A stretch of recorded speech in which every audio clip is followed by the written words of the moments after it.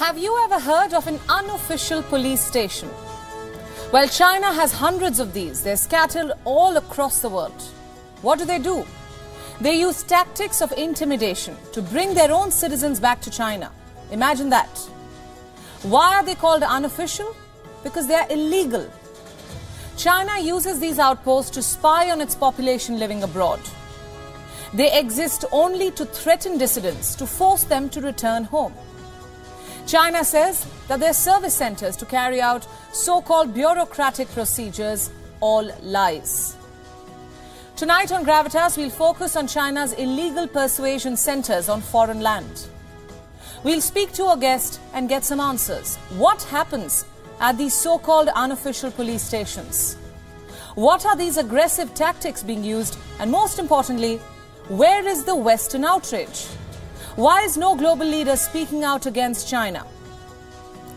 Also on the show, the world is following all the updates unfolding on ground in Iran. We've seen conflicting reports come out. State media is trying to clearly play down the claim that the country's much-feared morality police has been abolished. So what's happening in Iran? Is the regime rattled by dissent? We'll discuss. Have you ever heard of a baroness who made millions from a pandemic? Yes, she exists. And she made her profits from masks and PPE kits when people were struggling to breathe in the UK. We'll tell you all about her. And if you're a parent watching us tonight, we'll tell you why you need to keep a close eye on what your child is doing online. A new study finds that risky and criminal online behavior has become normalized among teenagers in Europe. On the show, we'll tell you why it's high time we hold big tech accountable.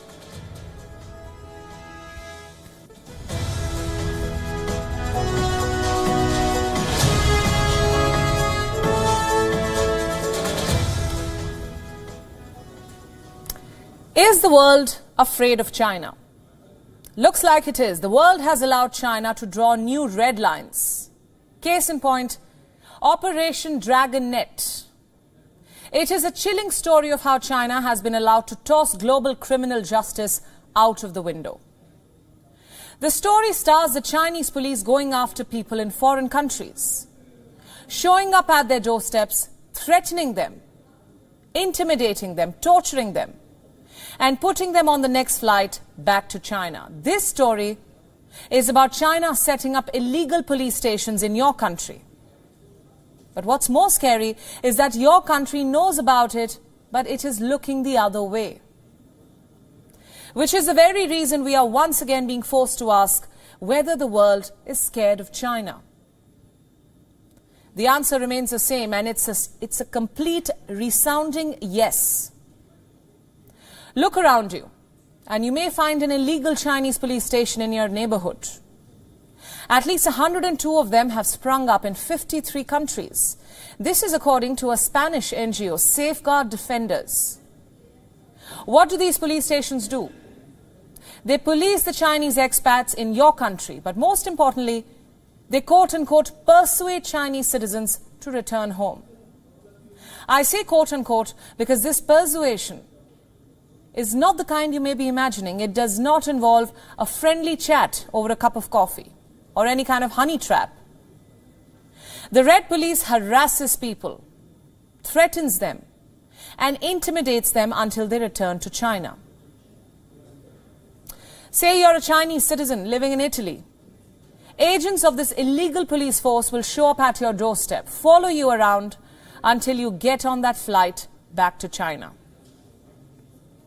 Think of this force as assassins on the state payroll, except they do not assassinate you, they just send you back to China to meet your fate, whatever that may be. So what happens once you return to China? You disappear. Like the factory worker who returned to China after 12 years in Italy. He was accused of misappropriation. The Red Police abroad hounded him till he went back. No one knows what happened after that. Operation Dragon Net is as much about monitoring the Chinese diaspora abroad as it is about going after dissidents. At least 230,000 people have been quote-unquote persuaded to return. Some of these were people named in Operation Fox Hunt. It is a campaign set up by none other than Xi Jinping. The idea is to pursue corrupt officials who fled China. Operations have been carried out in Spain, Serbia, among others. But here's the problem. China can't do what it is doing. We understand that the dragon knows no red lines. But what's happening in Xinjiang's concentration camp is an example. But what China does within its borders is one thing. What it does outside is quite another. Outside, there are red lines you simply cannot cross. Outside, there are systems in place that you cannot breach. Outside, you cannot police someone irrespective of his or her nationality. What China is doing, setting up a dragon net, is against international law. What China is doing is illegal. These police stations are illegal, and so are their activities. But one can expect this from China. It's no surprise. After all, it thrives in redrawing red lines. What about other countries? Why are they looking the other way or not speaking up? Look at some of these countries where the illegal police stations are located. Ireland, the Netherlands, Portugal, the Czech Republic, Hungary, the UK, Greece, Argentina, Canada, Brazil, Chile, the United States, Uzbekistan, Japan, Mongolia, Nigeria, Spain, France, and Italy. In fact, Italy has more than 11 such illegal Chinese police stations. The country has a Chinese diaspora of 330,000 plus. But that in no way explains why Italy is allowing the Chinese state to hound people on their land. Or for that matter, why any of these countries are doing the same. I'm assuming that the Chinese citizens living in these countries are on a valid visa. Many of them may be on asylum.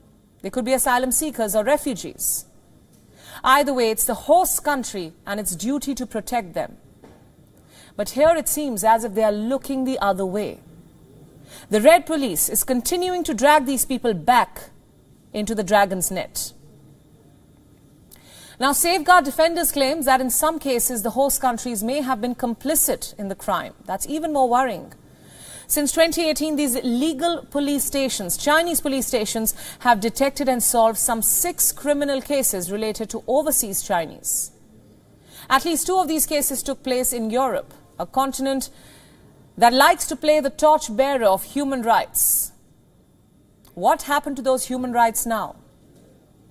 Europe has left no stone unturned to sanction Russia for its war in Ukraine. But it has also been rolling out the red carpet for the Chinese police to come and torture people on European soil. Just look at the irony here. A continent that lectures the world on human rights is helping China massacre human rights. It's helping China conduct a global manhunt in going after people who in all probability are guilty of nothing, but raising the right questions. Like the many China arrested in Hong Kong. Or like this man, Wang Jingyu.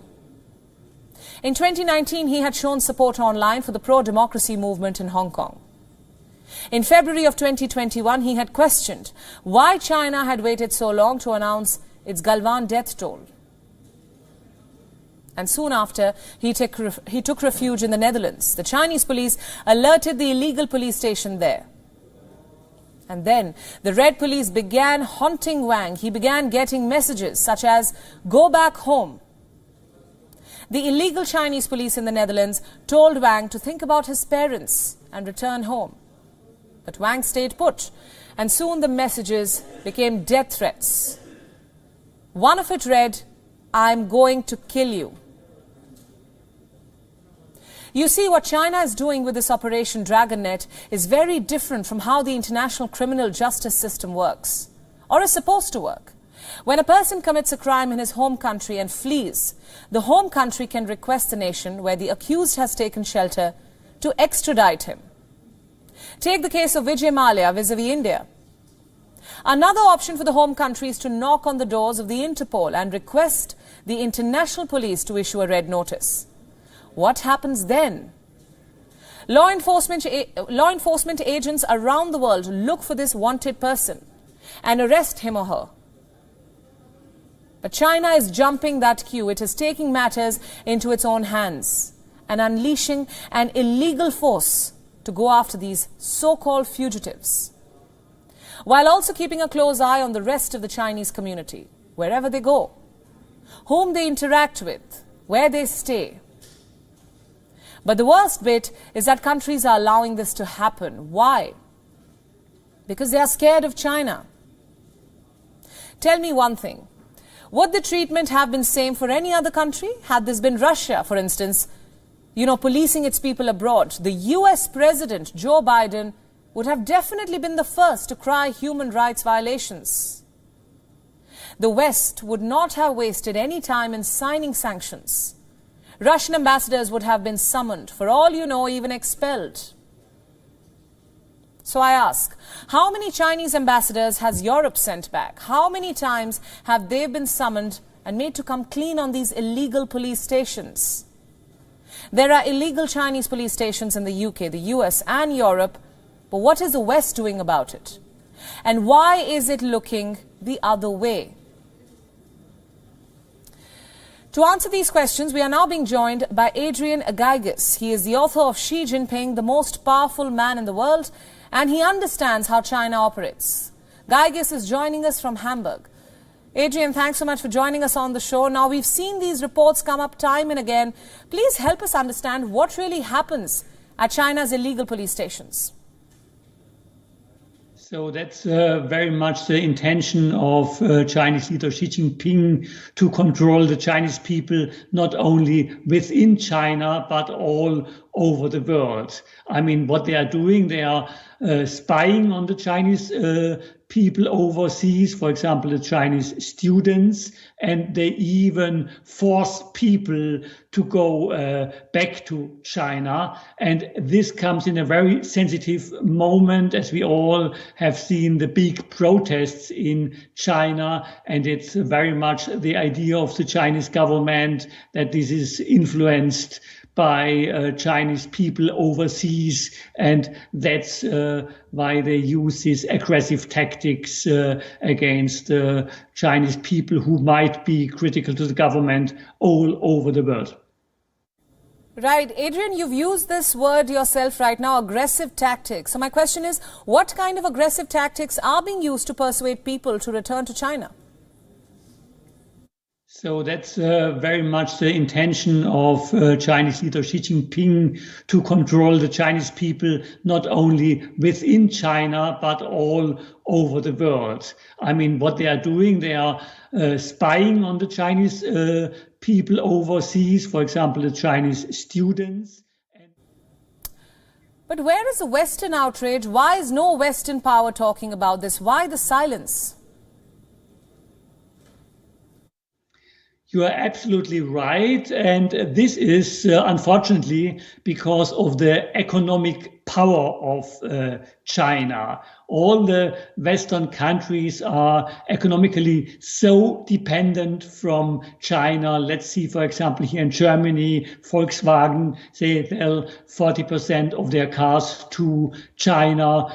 On the other hand, everything we get, like the mobile phones, everything, most of them are produced in China, even if they are from Western brands. So we are economically so dependent from China. So the West should diversify much more, have more economic connections to India, to Indonesia, to other countries. But now we are completely dependent from China, and that's exactly the reason, as you see it. If another country would do this, there would be like immediately sanctions, other things. But when it's about China, unfortunately, the most governments are afraid to do something. Right, Adrian, thank you so much for all those insights. It's clear what you're saying, appalling how this even works. China has set up 100 illegal Chinese police stations. The dragon is clearly expanding its reach, throwing its net in 50+ countries, and the world is silent. All because of China's economic power. And this silence is only going to embolden the dragon. Today, China is going after its own citizens abroad, hounding them to come back. It's only a matter of time before people of all nationalities are trapped in this net, before the Chinese police shows up at your doorstep too and puts you on the next flight back to China as your government looks the other way. Now, before we begin our next story, I want you to look at some visuals. They're from 2020. When hospitals in the United Kingdom faced a tsunami of coronavirus cases. Watch this.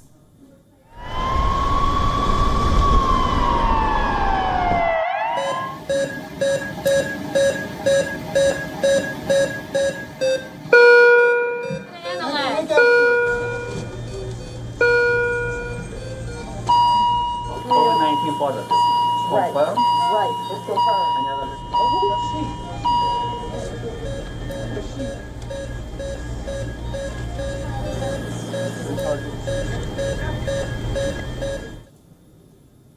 You saw that. Overwhelmed hospitals, ICUs filled to the brim.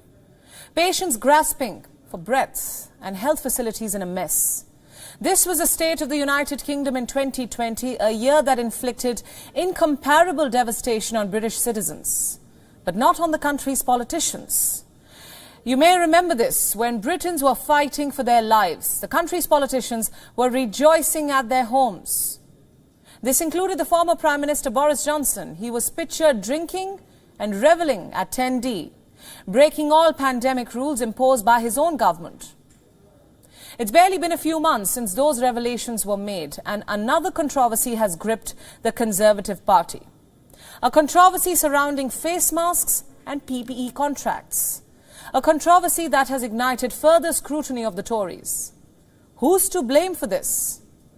Michelle Mone, aka Baroness Mone. Who is she? A British businesswoman and Conservative peer, a Nobel rank awarded to influential figures. Unfortunately, Mone hasn't really lived up to this honour. Allow me to explain.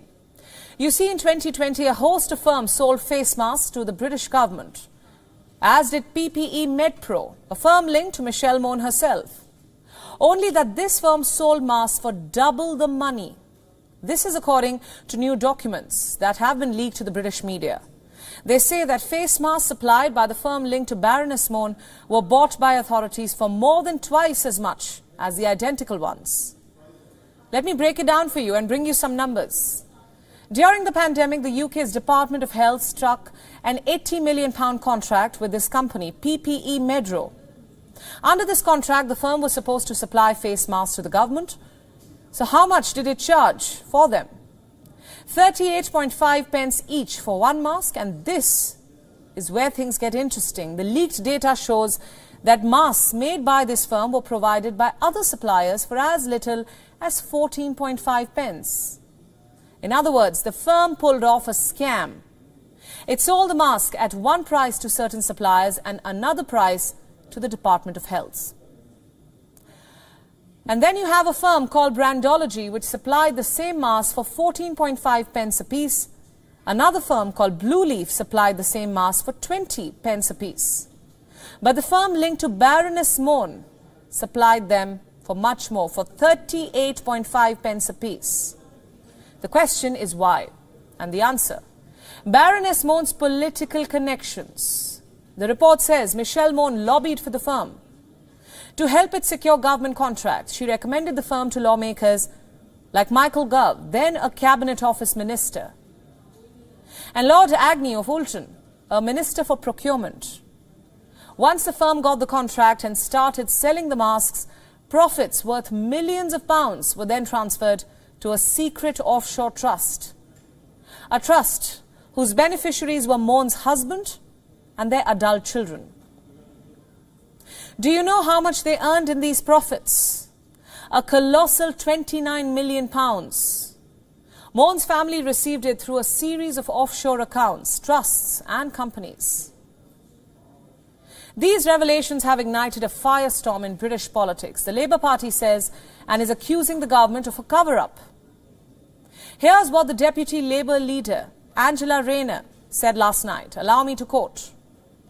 It is time for the government to end the cover-up and commit to publishing these documents relating to the award and performance of these contracts.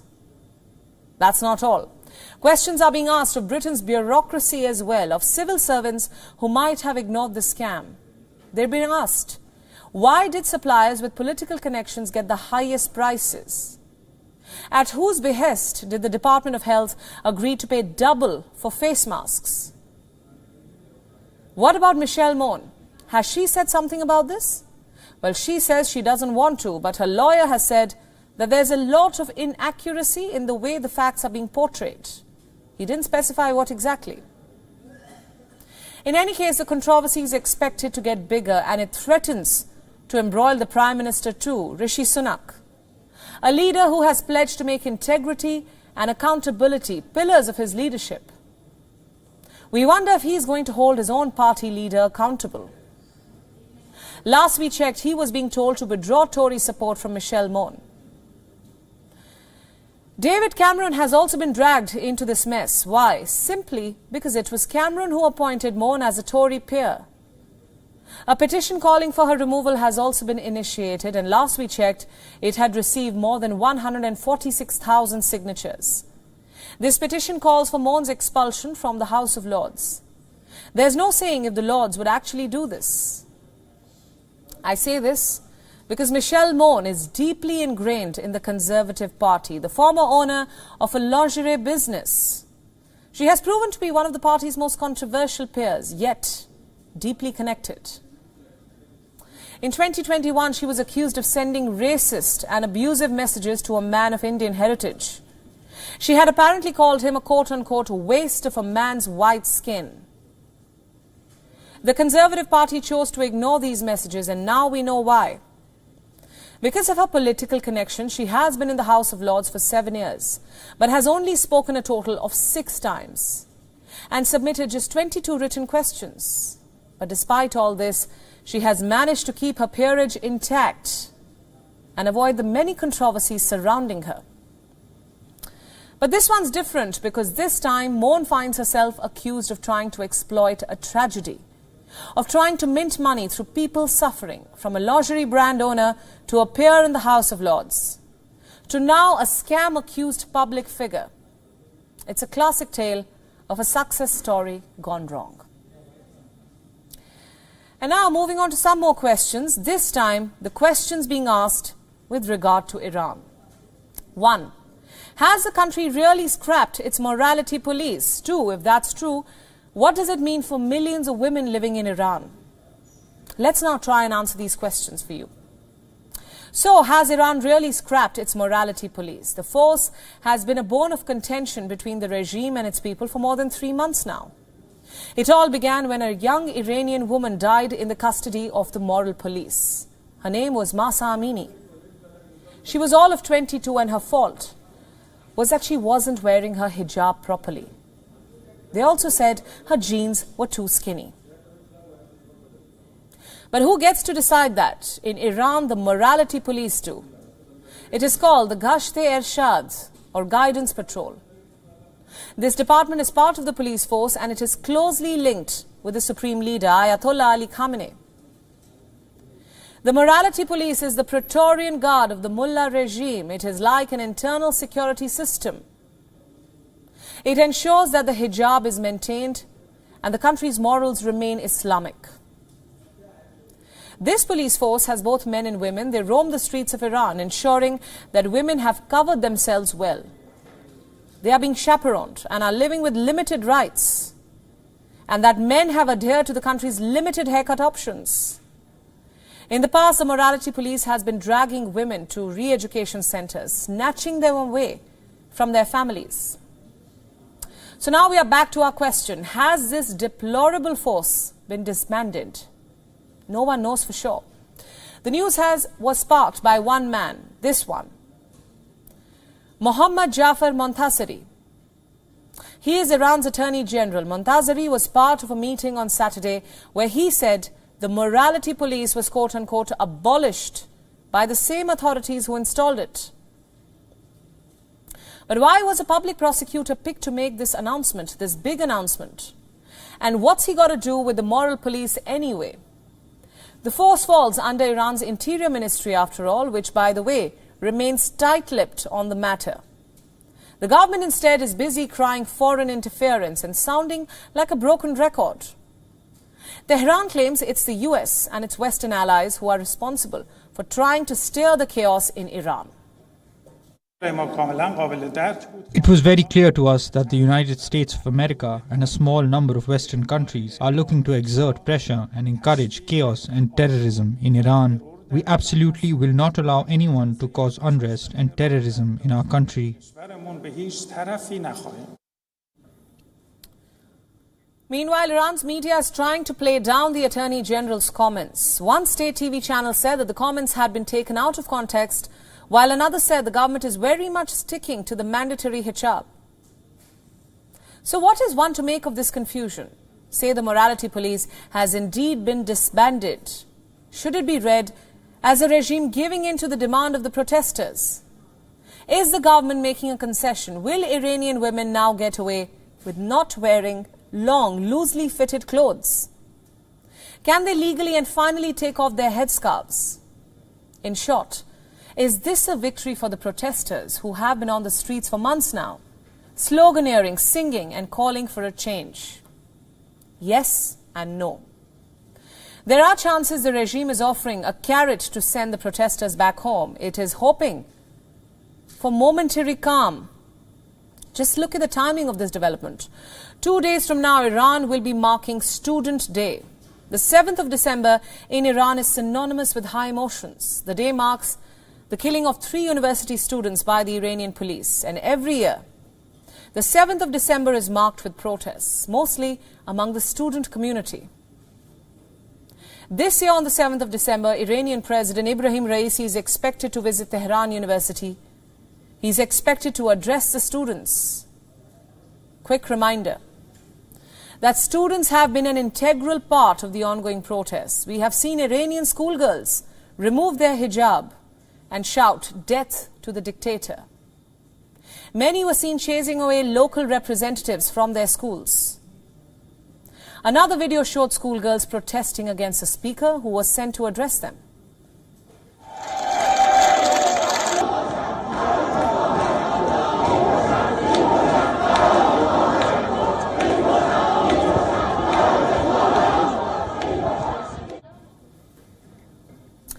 Now, Raisi does not want to meet the same fate at the Tehran University, which could be one of the reasons why the regime could be trying to relax the morality police.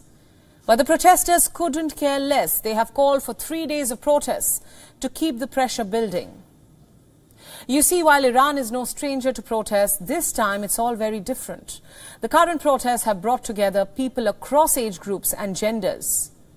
Together, they have been calling for an end to the theocratic regime. The protests have spilled to the football fields of Qatar, where Iran's team has refused to sing the national anthem before its opening game at the FIFA World Cup. More than 400 people have died back home. Some 64 of them were minors. The anger in Iran is not limited to the morality police or the hijab. It is a protest for change. It's a revolution, and it looks like the people of Iran will not rest until they topple the status quo. Let's move on now. Our next story is about Lieutenant General Asim Munir, Pakistan's new Chief of Army Staff. 7 days into his new role, he's already making news courtesy his remarks on India. This is what Asim Munir said about India over the weekend. Allow me to quote, "Let me make it categorically clear, Pakistan's armed forces are ever ready not only to defend every inch of our motherland, but to take the fight back to the enemy if ever war is imposed on us." I repeat, if ever war is imposed on us. Isn't that a bit rich coming from Pakistan, a country that has made a habit out of provoking India, a country that throughout history has imposed wars on India? Be it 1947, 1965 or 1999, it was Pakistan and its acts of aggression that made the two countries go to war, not India's. In any case, we know history isn't really Pakistan's strong suit, so we can forgive the general for being ignorant. But then again, what explains this statement? What were the Pak Army chief's intentions behind it? And the answer lies in the location where this statement was made, the line of control. A military control line between India and Pakistan. Asim Munir made the remarks on his visit there. This happened over the weekend. He travelled through the frontline areas and interacted with officers and soldiers. So his remarks can be seen as a bit to boost the morale of the Pakistani soldiers. Also to keep the rhetoric against India intact.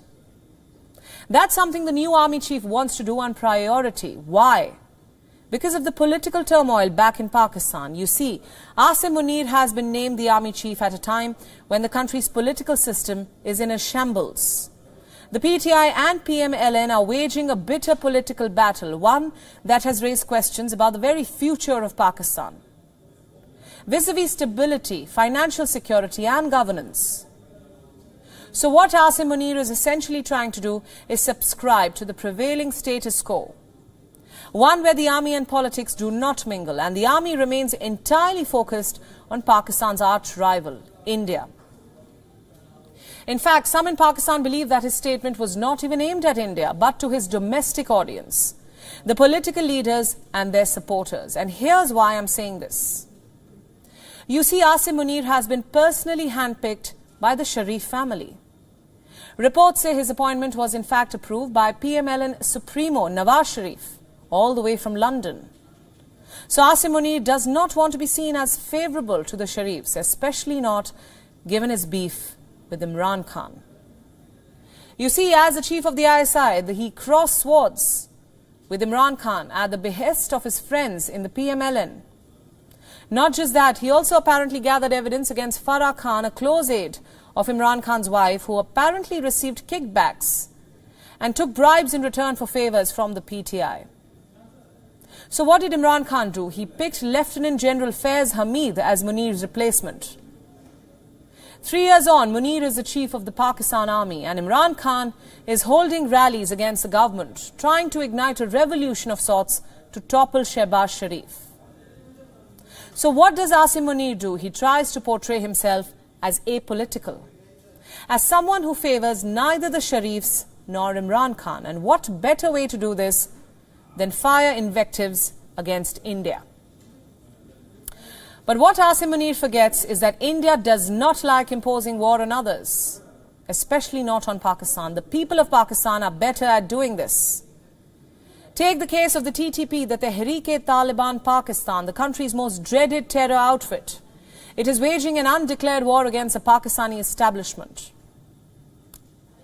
Look at these numbers. In 2022, Pakistan witnessed a 51% rise in terror attacks. There were at least 250 attacks this year, which killed more than 433 people and injured more than 700. Who was behind these attacks? Well, a majority of them were carried out by the TTP, the Tehreek-e-Taliban Pakistan. One such attack unfolded last month. TTP terrorists killed 6 Pakistani policemen in Khyber Pakhtunkhwa. We brought you that story. Officials say the policemen were on a routine patrol when they were ambushed by armed men. You think that's bad? Then look at this headline. This is what the TTP did last week. It ended its ceasefire agreement with the Pakistan government and vowed to conduct attacks all over the country. My point is quite simple. Instead of worrying about an imaginary war being imposed by India, Pakistan would do better if it focuses on the war brewing on its own soil. It is the TTP that the army chief needs to save his country from, not India. Let's move on now. The business of war is growing, and not just because of the Ukraine war. The arms industry has been doing relatively well for itself for years. The year 2021 was the 7th consecutive year that the industry grew. But perhaps surprisingly, all is not well for weapons merchants. The war in Ukraine could actually slow down arms sales in the years ahead. Our next report brings you all the details. In 2021, the global arms industry grew by 1.9%.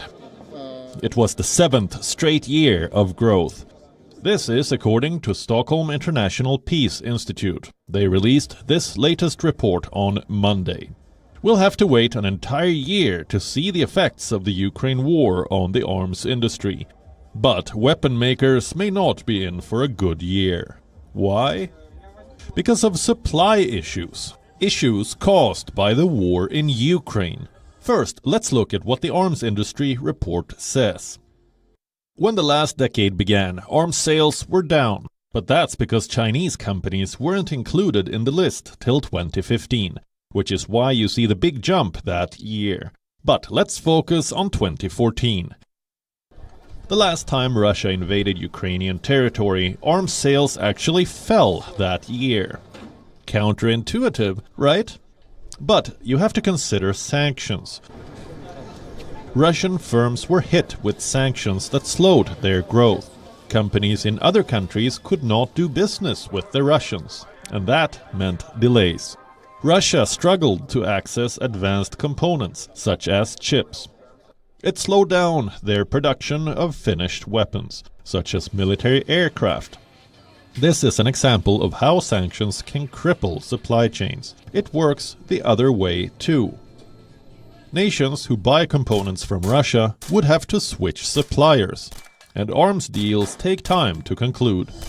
Let's look at China next. China's arms industry grew by 6.3% last year, but now the US has stopped exporting advanced chips to China. China may look at other markets for the advanced chip technology, both internally and externally, but it will take time. Thus, the growth of China's arms industry may slow down in 2022.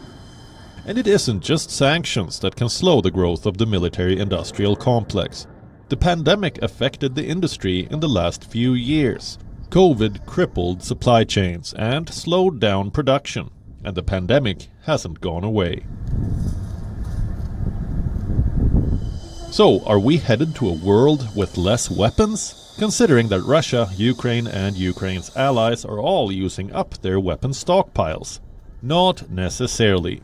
New centers of weapons manufacturing are emerging, such as South Korea. It has signed a record arms deal with Poland. The deal is worth over $12 billion. Seoul has already more than doubled its arms exports since last year. Then there's India. India has 2 companies in the list of top 100 arms companies, Hindustan Aeronautics Limited and Bharat Electronics Limited. Arms sales for the firms grew by 6.7% and 20% respectively. Orders for Indian weapons have been going up in recent years. If Asia's new arms dealers continue to grow, arms sales may still increase in 2022. But as inflation cripples countries, perhaps ensuring citizens' safety should be given a higher priority. Bureau Report, WION, World is One.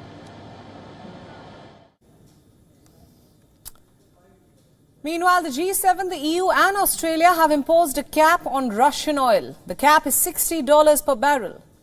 It has come into effect and Russia has said that it will not sell oil below the market price.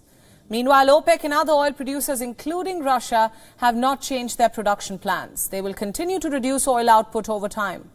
So what does this mean for oil prices? Our next report brings you all the details. Western powers have initiated their next step to fight Russia, imposing a price cap on Russian oil. The cap prohibits the countries from buying Russian oil at more than $60 per barrel, while other nations can still buy oil at the market prices. There's a catch. The cap also prohibits the shipping, insurance and reinsurance of Russian crude, unless it's sold at prices below the price cap. Ukraine's allies think the cap will limit Russia's income, drain its war chest, and lead to the end of the war in Ukraine.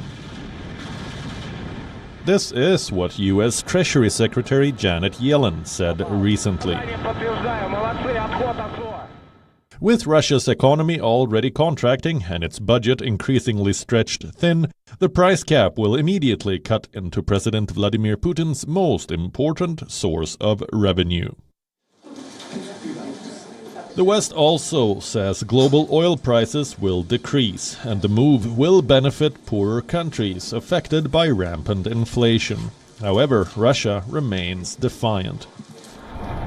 It says it will not abide by the price cap and not sell to the countries who have imposed it. It may even cut oil production to ensure market prices don't fall because of low demand and high supply. Remember, the West hopes that by limiting the price of oil, the overall market price of oil will fall too, that it will effectively become a buyer's market. But will it really be that simple? Or can the plan be foiled, especially by OPEC? Let's take a brief glimpse at world history. Up till October 1973, oil cost just $3 a barrel. Adjusted for inflation to 2018 rates, that is still just $17 a barrel. Hard to believe, right? But that's what it used to cost, and that wasn't just because of market forces. The price of oil remained low because it was a buyer's market, and Western nations wanted it to stay that way. Remember, Iran's former Prime Minister Mohammad Mossadegh was ousted in a coup in 1951, a coup supported by the US and the UK because he wanted to nationalize the Anglo-Persian Oil Company. The West helped the Shah of Iran gain power, so they could have cheap oil. And they kept oil prices down in the Gulf states too, providing weapons and security for oil. The basis of the relationship between the US and Saudi Arabia. But in 1973, things changed. The US angered Saudi Arabia by helping Israel in their war against Egypt and Syria. The ruler of Saudi Arabia back then, King Faisal, hiked oil prices to $12 a barrel in response, and the impact was massive. It was the first ever global oil shock. The US faced recession. Oil prices have stayed high ever since, and oil-producing nations have profited immensely. You can see why they won't be keen to go back to the old system, with buyers deciding the price, and the West siphoning off wealth from oil producers. Relations between the Saudis and the US are already at a low. US President Joe Biden's fist bump diplomacy has not worked. Neither did diplomatic immunity to Saudi Crown Prince Mohammed bin Salman. OPEC, Russia and other oil producers are known as OPEC+. They cut oil production in October. They had planned to continue cutting oil production by 2 million barrels per day from November until the end of 2023. On Sunday, OPEC+ agreed to stick to their strategy. This means the oil cap may not work. As oil supply falls, prices may rise. What happens if the price of Saudi oil goes up exponentially? The West will have to pay. Russia could still make money selling to other buyers, and the West would be losing billions buying more expensive oil.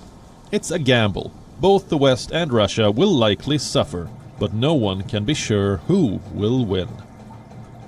Meanwhile, in a bid to stop oil from becoming a buyer's market again, Saudi Arabia and other OPEC+ nations, which control oil output, seem to have stacked the deck and trumped the West.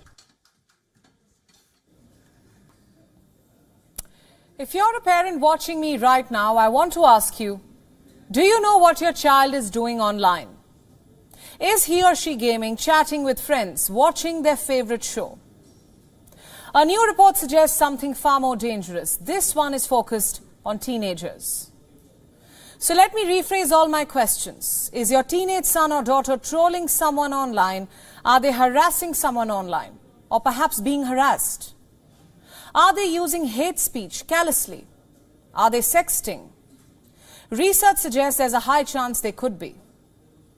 A new EU-funded study has made some shocking revelations. It finds that risky and criminal online behavior is the new normal among young people in Europe.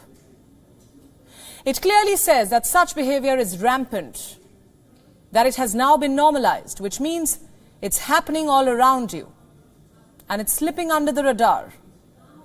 The subjects were teenagers in the 16 to 19 years category. While the focus was on Europe, the findings should be alarming for all of us. Let me list some of them now. 8,000 people were studied. 1 in 4 tracked or trolled someone online. 1 in 8 were found to have engaged in sexting. 1 in 3 have engaged in digital piracy. 4 out of 10 have watched pornography or posted some kind of revenge porn or hate speech. 9 countries within the EU were studied: the UK, France, Italy, Spain, Germany, the Netherlands, Sweden, Norway and Romania. And young people, mostly teenagers, were found dabbling in criminal, risky and delinquent behavior. Research says that knowingly or unknowingly, young people in Europe are engaging in some form of cybercrime. Many were found to engage in a worrying trend. It's called money mulling, where one receives money from a third party and passes it on. These findings come at a crucial time. In the UK, for one, an online safety bill returns to Parliament next week.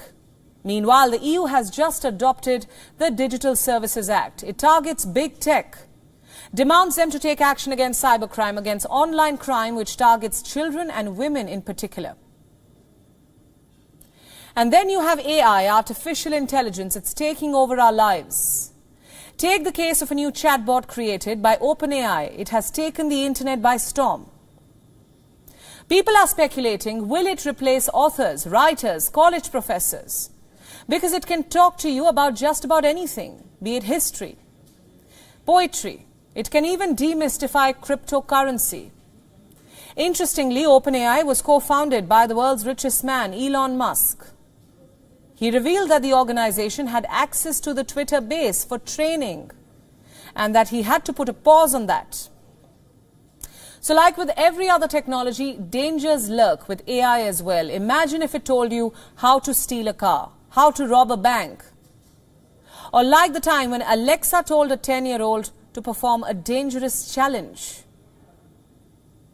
Coming back to this study, what's happening in Europe should worry all of us, no matter which part of the world we're in. We've armed an entire generation with a smartphone. TikTok, WhatsApp, Instagram, they're all occupying the attention spans like nothing ever has. It's no wonder that such risky online behavior is being normalized. While policing the internet may sound regressive, but when you look at the kind of unfiltered content that children are being exposed to, you wonder. Maybe it's time we police the internet and hold the tech industry to account. And on that note, it's a wrap on Gravitas tonight. I'll see you tomorrow, and leaving you as always with Gravitas Images. All the little ones are upset. Hey, just Métele.